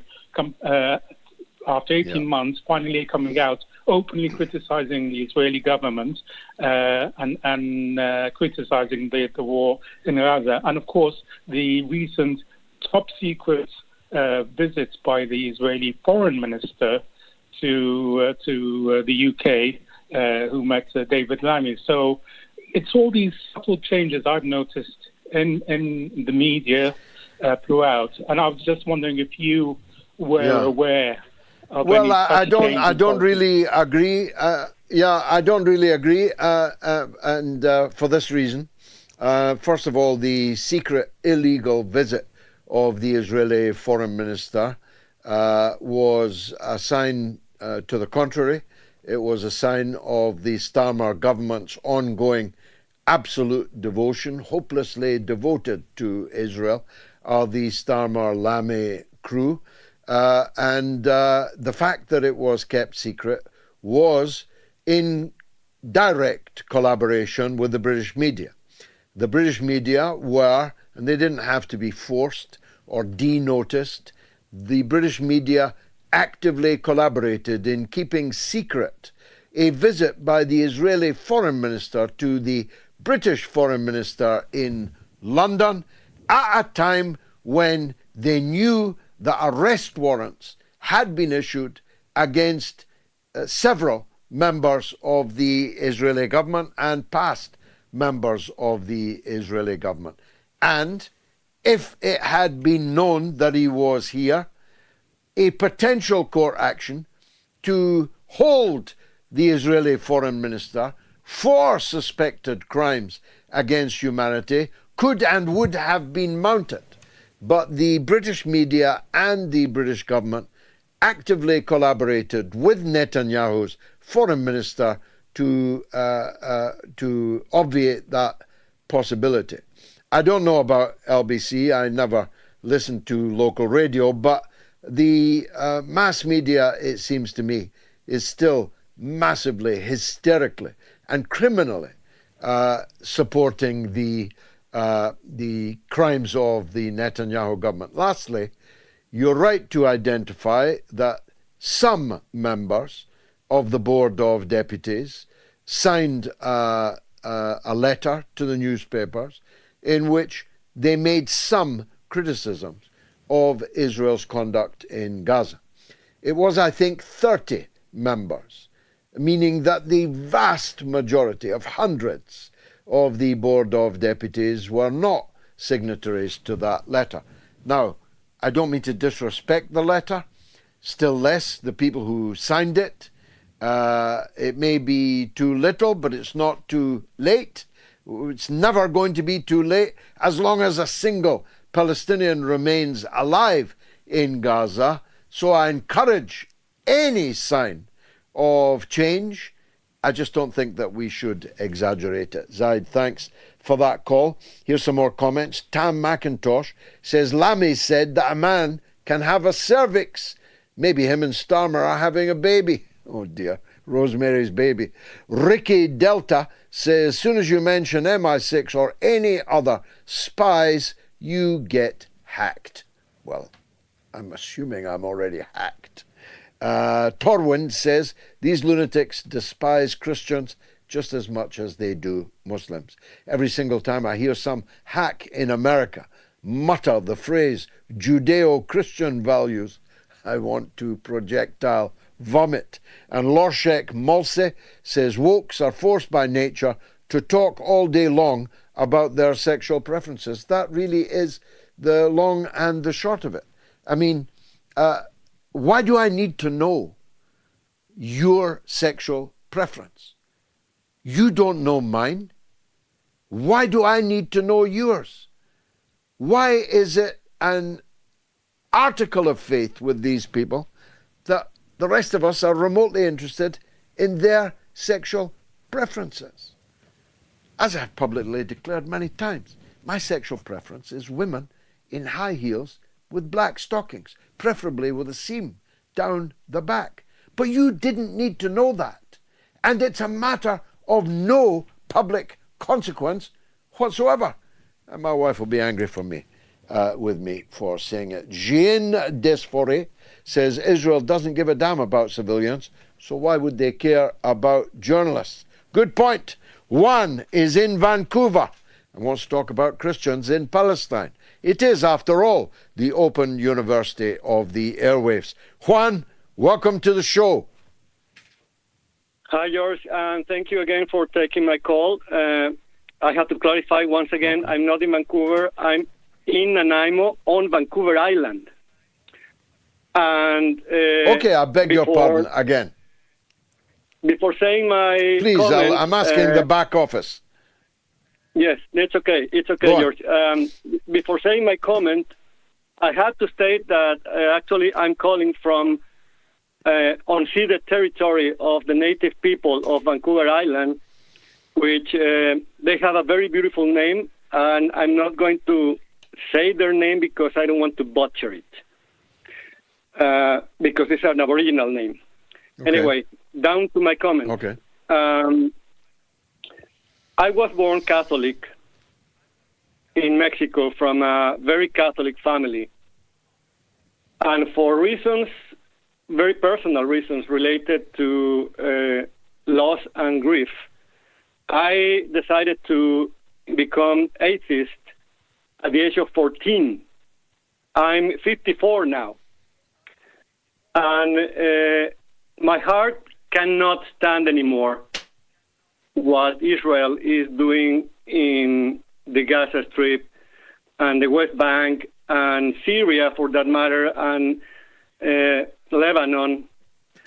And every time I listen or watch news regarding how the Israelis treat Christians in Palestine, which is a holy land for the three religions, for the three Abrahamic religions, I just cannot stand it. And even though I'm an atheist, for some reason that I cannot explain, when that happens, when Israelis treat this way Christians, like spitting to them and desecrating holy sites and so on, my blood boils in a way mine that too, is unexplicable.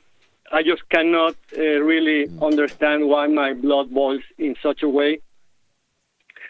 And I would like to know and share my feelings towards all of those listening that are not Christians, but someday in the past were Christians like me. Trying to understand why our blood boils like... you've done it very... you've done it very powerfully. I apologize again for the misplacing of your call. And we pay humble and due respect to the native people of Canada and indeed throughout the Americas. Now, I said I'd give you the information on Daoud's brilliant new book. The author is Daoud Kuttab. It's called The State of Palestine Now, the practical and logical arguments for the best way to bring peace to the Middle East. And there is the cover, very beautiful one indeed. I strongly recommend that book and hope that you will all look it up. Let's go to Michigan, where Jeff wants to talk about the Baptist minister story. Go ahead, Jeff. Hey, George, let's see if you can handle this. I hope your other listeners can handle it. I was watching C-SPAN one day, and there was a group of black parishioners with their black Baptist minister. And they were in Washington to lobby on some issue that they were interested in. And they were being confronted by what we would all mostly call the born-agains. And one of the female black parishioners got up and said, "Pastor, they got all these religious people against us." And he scoffed, and he said, "Ha, religious people?" He said, "At best you got a hypocrite." And then the woman sat down, and then somebody else got up, and they said, "But they got all these people against us, and we've only got a few people." He said, "It's only a few people that ever do anything." He said, "Look at what Jesus got done. He had only 12 disciples, and one of them betrayed him." So I wanted to pass that on to you. I hope your audience can handle this on Easter. Beautifully, beautifully stated. He only had 12. One of them betrayed him, and the other 11, all 11, were martyred as far away as Rome, in the case of Peter, Persia, and very far indeed into Europe. The other disciples were martyred.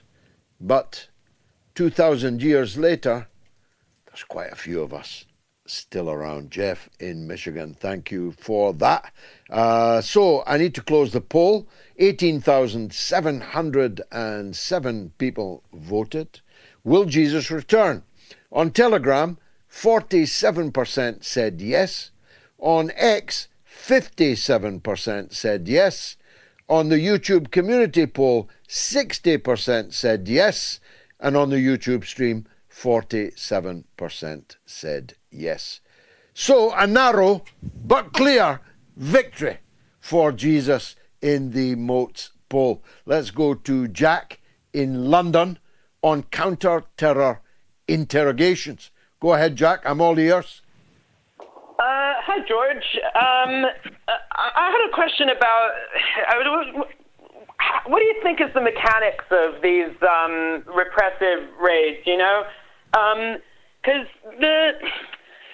I always thought of it as a repressive thing where you'd probably have some Zionist or Jewish lobbying group that would, like, Security Trust or something that, you know, gets onto the police and says, oh, they said that Israel is a Jewish state or something, and it hurt our feelings. And then the police are kind of politically beholden, and so they, you know, they look at what tools they have and what powers they have within the law to give whoever's responsible a hard time. And then, you know, it tends to, okay, well, we can question them, we can seize their devices, and it's just a sort of extrajudicial punishment, or like it's a form of harassment, really, and it's vindictive. But Craig wrote an article saying that they're highly coordinated internationally, even across the Five Eyes realm.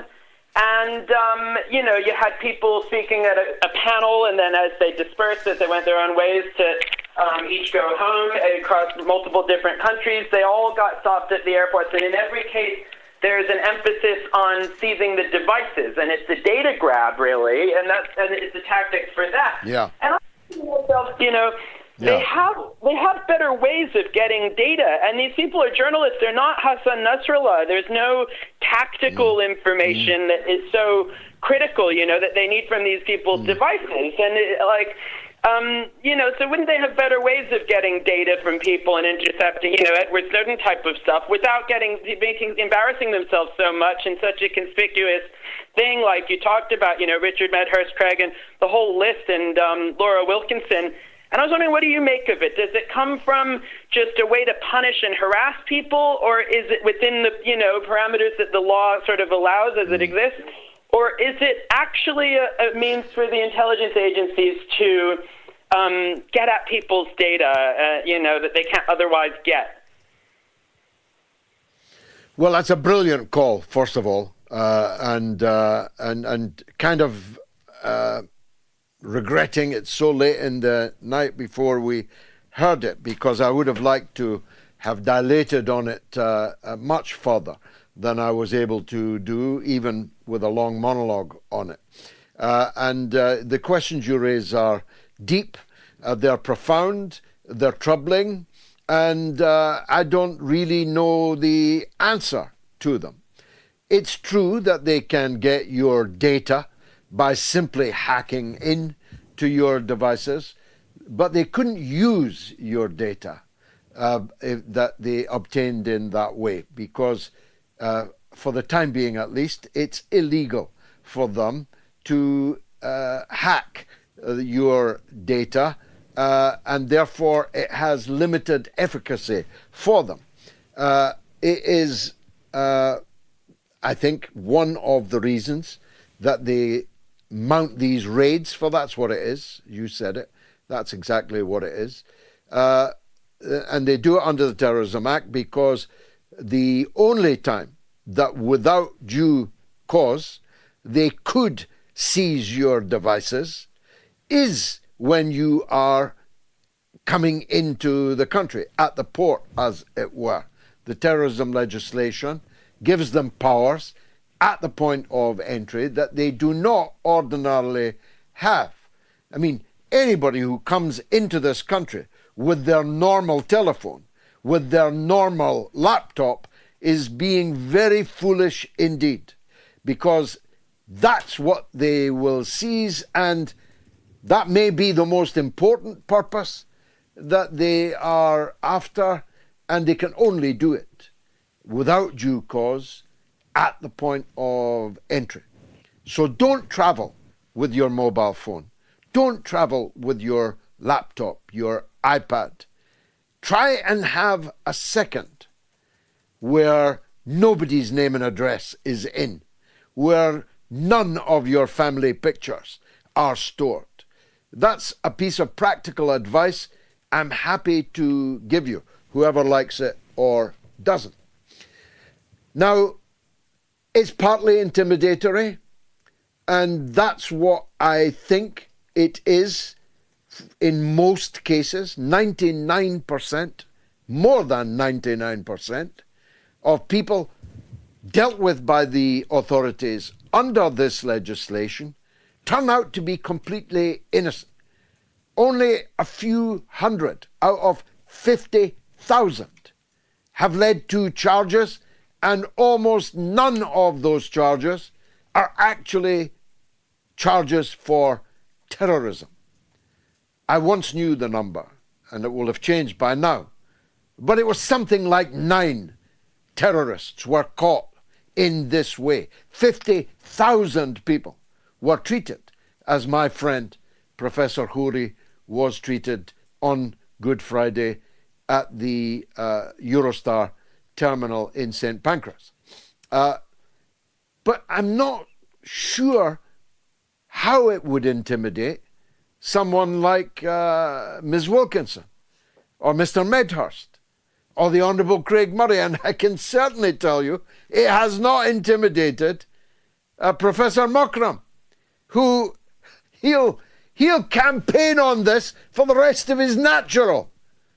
And his 8-year-old son is already now steeled to fight for his people, his cause, by what he saw happening to his own father. He's not a young father, by the way, any more than I'm a young father. Can you imagine the distress of an 8-year-old boy watching his at least middle-aged father being treated in this way, seeing the distress on the face of his father as he is assaulted by 8 agents of the British state? So it's not going to intimidate people like them. It's not going to stop Craigmurray. It's going to drive Craigmurray, as it will drive my friend here in Cambridge this evening. So if it's an anti-terrorism strategy, it's a very bad one. A very, very bad one. If it's an anti-radicalization strategy, it's a very, very bad one. Because I'll tell you, I can't speak for the professor, but I'm feeling really, really radical right now as I sit here in the Centre for Palestine Studies in Cambridge that he set up. I don't really know the full answer, Jack. It'll be a combination of all these things. The professor tells me that at least half of the 8 looked thoroughly embarrassed, if not ashamed, by the end of their session with him, as well they should, as well they might. We don't know what service they were from. We don't know what level they were, but none of them were kids. It was 7 men and 1 woman. The woman there, presumably, because they knew the professor was traveling with his 8-year-old son. Tell you something more. There was a mysterious delay in the departure of the Eurostar from Paris, a 2-hour delay with no rational explanation. And I believe that that was a deliberate 2-hour delay so that the 8-man or 7-man, 1-woman team could be assembled for this raid. Now, how they imagine that in public relations terms they can win. I've already got 500,000 engagements in just my highlighting of this story, and so many others have highlighted it. How they imagine that in public relations terms the public are going to sympathize with them rather than with the Christian professor from Cambridge University. If they think that, they're bloody stupid. They're too stupid to be intelligence officers. If they think they're going to win the battle for the hearts and minds of the British public by treating Professor Khoury in this way, they're idiots if they think that. Our intelligence services, which we need, by the way, Jack, we need intelligence services, but we need them to be intelligent, and we need them to be subject to democratic control. They are not a weapon to be used against the public. They are a defense of the public from those who wish harm on the public. Our intelligence services are currently out of control. They're out of democratic control. They're out of rational control. They're behaving irrationally. And as I said in my monologue, if this can happen to a man like Professor Mockram, it can happen to anyone, and probably will. Jack, thanks for that. Ange says, why hasn't Karim Khan not issued arrest warrants for obvious war criminals like Starmer, the Labour government, Trump, Congress, their pro-Israel donors, paying them to commit genocide, etc. A good point, but can't blame Karim Khan for that. Look how long it took him to get the ICC to agree to issue a warrant against Netanyahu. Damascus says, as Jesus rises today from the tomb, so too shall Palestine rise from the rubble, from the grief, from the silence, towards justice, dignity, and freedom. Amen. Jerry Mackay says, in proud and loving memory of the women and men of the Easter Rising of 19 and 16 in Ireland, brave women and men who rose against the British Empire and set down a marker for future generations to follow. Hear, hear, Jerry. I did myself mention that earlier. Now, you know I've got another show, don't you? It's not just two mother of all talk shows I do. I've got Have It Out with Galloway, and you can be on it. Here's how.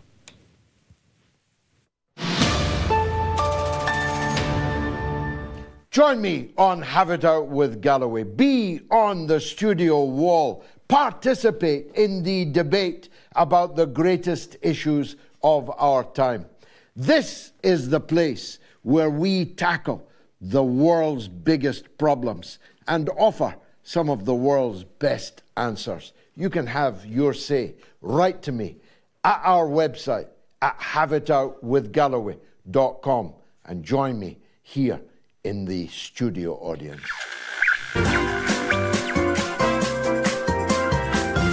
You are listening to the mother of all talk shows with George Galloway.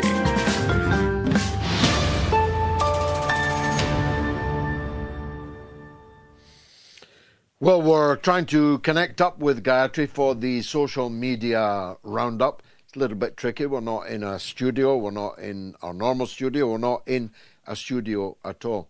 But right behind me, you see the Jerusalem cross, and you see these priceless tomes all around me. This is the Centre for Palestine Studies in Cambridge. It's a treasure. It is a jewel in our crown. And it is able to be accessed by all those who wish Palestine well. It is certainly able to be supported financially by people. It takes money to run it. It's taken money to set it up in the teeth of quite a bit of opposition, as you can imagine. So do get onto their website. I'll give you the coordinates later, and do what you can to either come here and visit the Centre for Palestine Studies, Palestine House, in Cambridge. Gayatri is apparently ready. Well, I'm very glad to hear it. What's rattling, Gayatri? Hello, greetings, happy Easter Sunday. How wholesome it is that we should celebrate it from the Palestine House. Ironic at the same time, because obviously in Palestine, the Israeli forces have clamped down on the Palestinian Christians from celebrating Easter.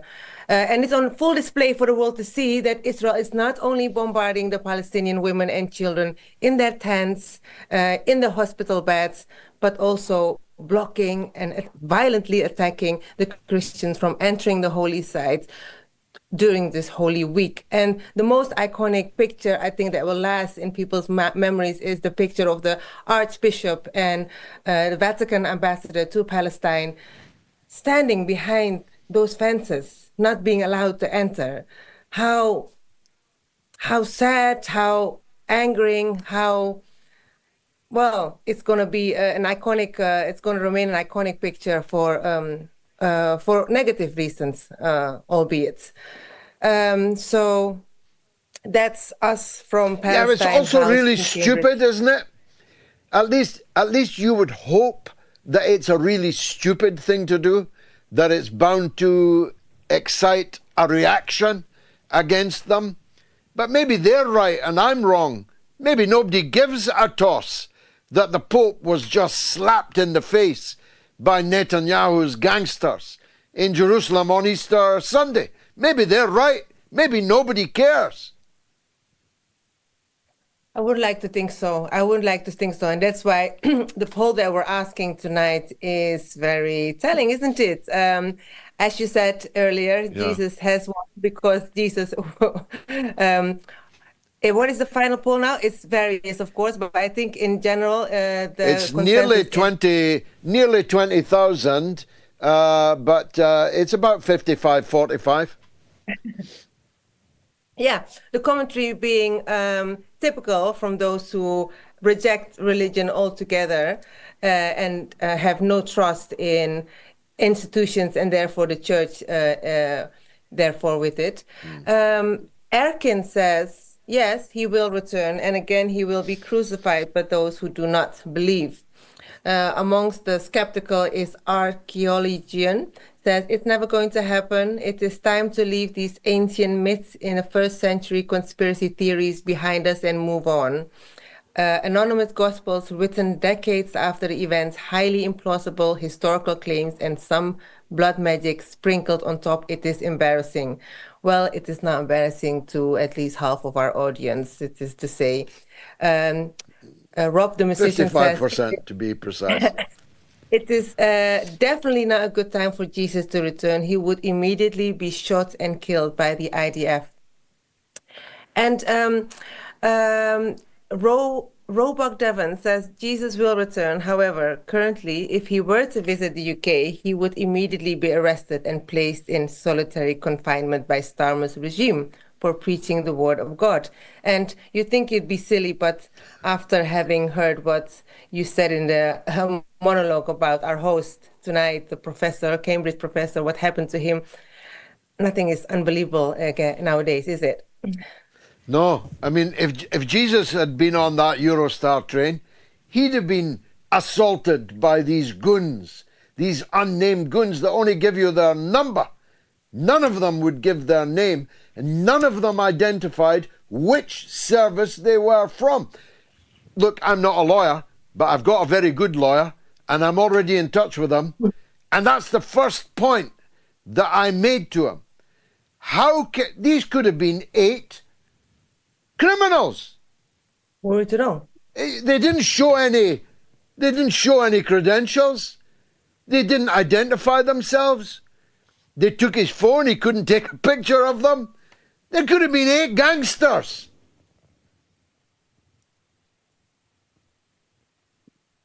Yes, exactly. They're numbers. That's what it is. They're not even allowed to give the names. Even when they called the professor's wife, they were not allowed to convey who they were, what their names are. That's just numbers. That's what they are. That's the world we live in today. Unbelievable.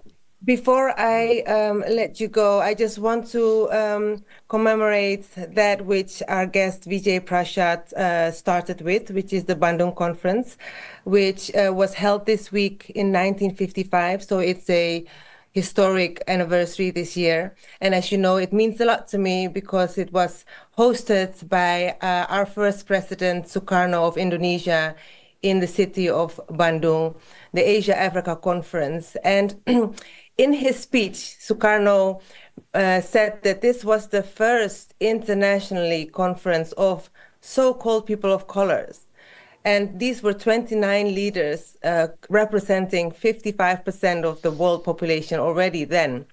Only some from Africa, if you look back at it. And that's because most of Africa was still colonized. And they, for example, as Vijay Prashad said, back then they had a very clear political agenda. Whereas the BRICS today, which is obviously not per se a transformation out of the Bandung Conference, is very economical. And both him and me share the vision and dream that will return, that the political agenda will return to the table of these nations, which at the time in 1955 included newly independent countries and those about to get independence. And countries like South Africa, for example, were clearly not invited because of their apartheid policy. So they had a very clear political anti-imperialist agenda. And that's what, as Vijay said, we were hoping for will return to the table. It's very close to my heart because I'm from a Sukarnoist family. My grandfather served for Sukarno as ambassador in Brussels. And here in the picture is us with our 2 children then at the time, standing in the great hall, the iconic hall where the historic Bandung Conference was held with all the big names from Asia and Africa, Zhou Enlai from China, Kwame Nkrumah from Ghana, and of course Nasser of Egypt, many President more. Nasser. Of course, he was a well, big. Well, that was quite emotional. Seeing your picture there, thank you very much indeed. I don't know if they do chips in Cambridge, but I'll go looking for a chip shop for you after the show. Very moving. Round up that, and there's a legend on the line with the last word. It's the legend that is Norma in Bristol on Christianity. Go ahead, Norma. Hello, George. This is only my personal opinion. Excuse me. I did have a very strong faith, and I went Christian faith, and I used to go to church every Sunday, but it took an awful long time for me to give up my faith, and I think I sort of found my soul. Now, there's a philosophy called Desiderata by a man called Max Erdmann. I don't know if you've read it. It's a lovely... I have. Well, have you read it? Oh. Yes. You have. Have you? Desiderata by Max Erdmann? Yes, I have. Yeah, I like yes, that. I have. It was a lovely thing. But you see, I respect people's, faith, obviously. But I thought Jesus was a great prophet and was, a lovely man. And he was crucified. And I think that was it, really. And I feel quite relieved. I gave my faith up. It's just my personal opinion. Well, of course, your personal opinion is extremely valuable to us, particularly the part in which you said everyone has the right to believe or not believe. Oh, yeah. Stop believing, maybe restart it. Everyone has that right. It's the only way we can be. Personally, I find my faith deepening with age, but others feel it loosening. I believe that there has to be a point in all this, that we did not rise from the amoeba at the bottom of the chain of pond life to Pavarotti and Shakespeare and Einstein and the brilliance of humanity, the shining, resplendent brilliance of that which our human race is now capable. I happen to believe, as I gaze at the galaxies in all their splendor, although I can't count them, indeed a computer would have difficulty counting them, the billions upon billions of planets that we here on this one little planet have achieved. What we have achieved has to be more than an accident. That's my overarching point of view, though everyone will have their own. What I hope we can all agree on is that which we have built here on this beautiful planet Earth should not be destroyed by rich and greedy, powerful people through exploitation, despoliation, and war. That's my point of view. Thanks, Norma, for yours. It has been marvelous for me. Apologies for any technical shortcomings. I'm not sure quite what caused them, but however they were caused, I'm sorry for them. But if you enjoyed the show, why don't you come back on Wednesday at the same time, in the same place, for the mother of all talk shows. And don't forget, Have It Out with Galloway on Tuesdays at 7. Have a good night.